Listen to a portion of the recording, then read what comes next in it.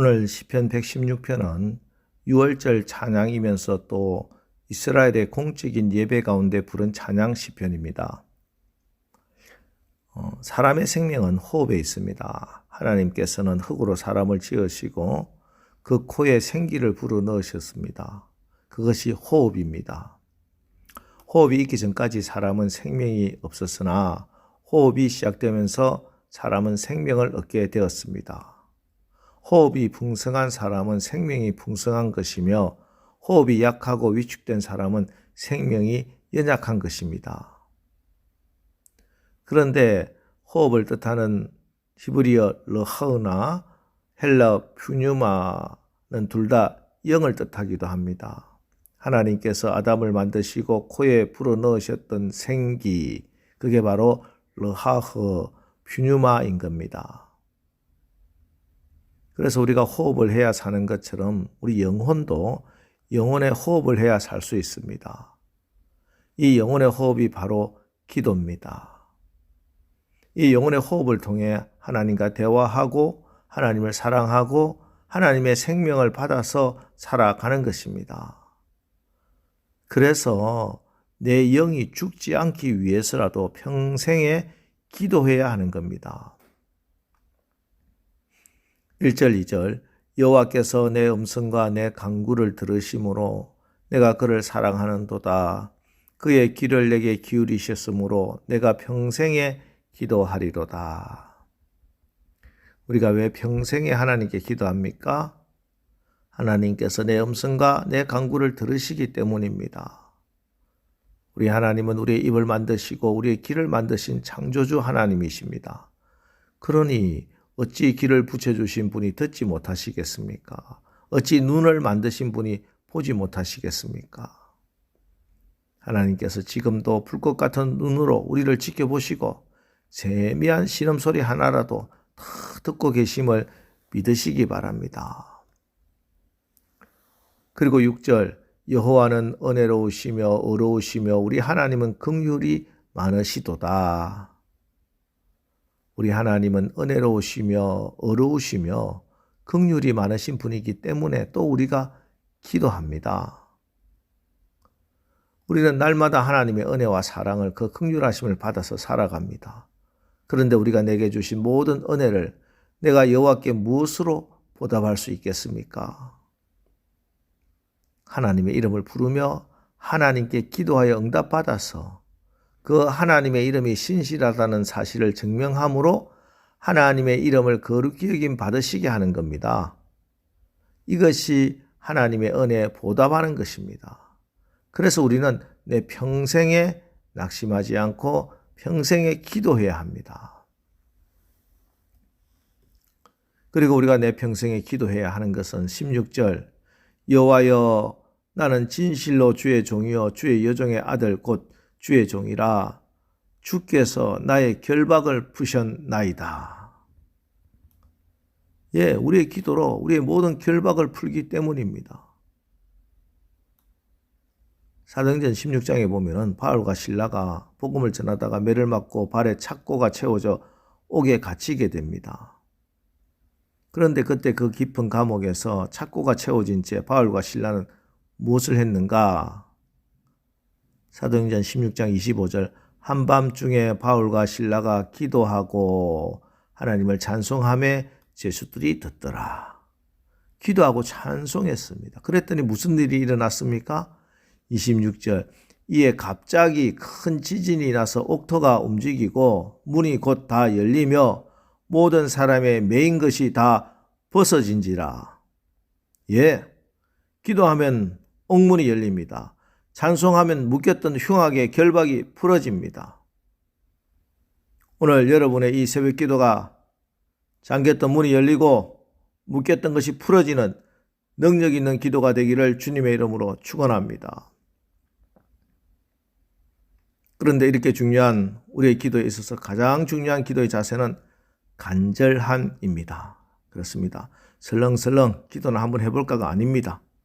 잠언 8장 17절 나를 사랑하는 자들이 나를 사랑을 입으며 나를 간절히 찾는 자가 나를 만날 것이라.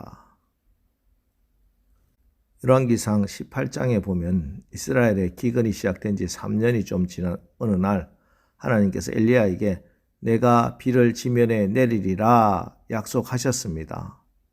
하나님의 약속, 기도 응답이 주어진 거죠.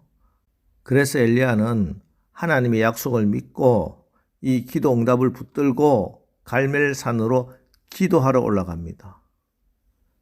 우리가 기도해서 응답이 있는 게 아니라 기도 응답이 있기 때문에 우리는 기도하는 것이고 기도하다 포기하지 않는 것이고 기도하면 반드시 응답받는 것입니다.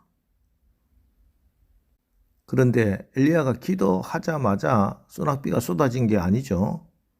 사원에게 올라가 바다 쪽을 바라보고 오라 6번이나 올려 보냈지만 그때마다 아무것도 없었습니다. 이렇게 기도 응답이 지연될 때 소용없는 일이다. 깨끗이 그만두자. 사탄은 우리에게 기도를 포기하도록 유혹합니다. 물은 99도까지 아무 변화가 없다가 100도가 되면 끓습니다. 열량이 차야 변화가 일어납니다. 때가 차야 합니다. 죄가 가득 차면 하나님의 심판이 내리고 기도가 가득 차면 하나님의 기적과 같은 능력이 임하는 줄 믿으시기 바랍니다. 그래서 긴 시간 동안 아무런 변화 없이 간절하게 기도만 해야 하는 때가 있다는 것도 알아야 합니다. 그때는 겉보기에는 아무런 변화가 없는 것 같지만 간절한 기도는 쌓여가고 있는 거예요. 그러다가 어느 순간에 꽝 하고 그 문제가 무너져 내리는 겁니다. 간절히 기도하는 사람은 영적인 통찰력이 있어서 보이지 않는 이 변화를 믿음으로 보고 듣고 포기하지 않고 계속 기도하는 것이지요. 그래서 엘리야는 7번째 또 무릎을 꿇었습니다. 7번째 살피고 돌아온 사원이 말합니다. 저 먼 바다에서 사람의 손바닥만한 작은 구름이 일어나나이다. 사람의 손바닥만한 한 구름 조각이 무슨 의미가 있었겠습니까? 그런데 엘리야는 기도했기 때문에 손바닥만한 구름 속에서 큰 비구름을 봅니다. 천둥소리, 우레소리를 들었습니다. 그리고 결국 하늘문이 열리고 소낙비가 내리는 겁니다. 여러분, 여러분의 스스로의 입으로 불행을 예언하지 마십시오. 안 된다고 실패를 예언하지 마십시오. 메마른 땅을 종일 걸어가는 인생의 한 모퉁이에서 은혜의 비가, 축복의 비가 여러분 앞에 내려지는 날이 반드시 오게 될 것입니다. 내 손바닥만한 구름을 품에 안고 여러분의 남편을 위하여 축복하고 격려하는 말을 아끼지 마십시오. 손바닥만한 구름을 품고 안고 내 아이들 위해서 끊임없이 축복하십시오. 포기하지 말고 간절하게 기도하여 응답을 받으시는 여러분 되시기를 축복합니다. 비록 내 앞에 나타난 것은 손바닥만한 구름일지라도 그것이 분명 신실하신 하나님의 약속의 구름이라면 나는 이 구름 속에서 은혜의 소낙비를 보겠다. 축복의 소낙비를 보겠다. 기적의 소낙비를 보겠다. 나는 실망하지 아니하고 포기하지 아니하고 손바닥만한 구름을 가슴에 끌어안고 더욱더 기도하리라. 할렐루야. 이런 경험이 쌓이면서 하나님을 더욱더 신뢰하게 되고 하나님을 더욱더 사랑하게 되는 겁니다. 그래서 기도하고 응답받는 이런 경험이 없이 하나님 끝까지 사랑한다는 건 사실 참 힘듭니다. 1절 보세요. 여호와께서 내 음성과 내 간구를 들으심으로 내가 그를 사랑하는도다. 그의 귀를 내게 기울이셨으므로 내가 평생에 기도하리로다. 주님을 사랑하면서 살기 위해서라도 여러분 평생에 기도하고 날마다 응답받으며 살도록 기도가 습관이 되어야 합니다. 제가 여러 번 말씀드렸습니다. 기도가 습관이 되지 않으면 결정적인 때에 기도하지 않고 습관대로 세상으로 나갑니다. 쉬지 말고 기도해야 됩니다. 평생에 기도합시다. 기도가 습관이 되시기 바랍니다. 그래서 정말 기도가 필요한 때 세상으로 죽을 길로 나가지 않고 기도하여 우리를 향하신 하나님의 뜻을, 여러분에게 약속하신 하나님의 약속을, 여러분에게 허락하신 하나님의 축복을 이루는 그런 주인공들 다 되시기를 주님의 이름으로 축원합니다. 기도하겠습니다. 하나님, 우리의 삶 가운데 어떤 상황 가운데서라도 우리가 전적으로 의지할 수 있는, 기도로 매달릴 수 있는 우리 아버지 하나님 계시니 감사하고 안심합니다. 아무리 어려운 가운데 있다 할지라도 끊어지지 않는 기도로 우리를 향하신 하나님의 뜻을, 우리에게 약속하신 하나님의 약속을, 우리에게 허락하신 하나님의 축복을 이루는 주인공들 다 되게 성령님 역사하여 주옵소서. 예수님의 이름으로 기도합니다. 아멘. 자, 이제 오늘 말씀 붙들고 주여, 오늘 하루도 우리가 오늘 시편의 기자처럼 나도 평생에 기도하여 승리하겠습니다. 기도하여 하나님의 은혜를 보답하겠습니다. 우리 합심해서 우리 기도하고 나가겠습니다. 우리 기도하겠습니다.